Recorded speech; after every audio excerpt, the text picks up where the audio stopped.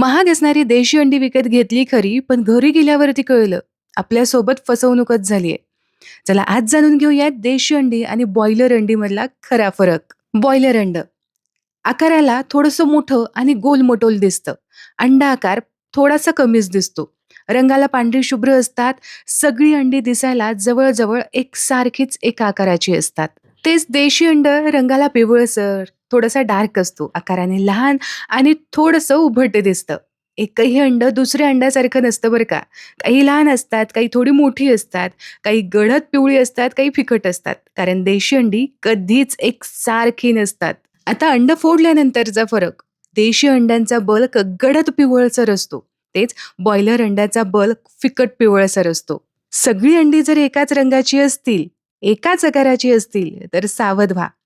जागो ग्राहक जागो. योग्य माहिती असेल तरच योग्य निवड होईल.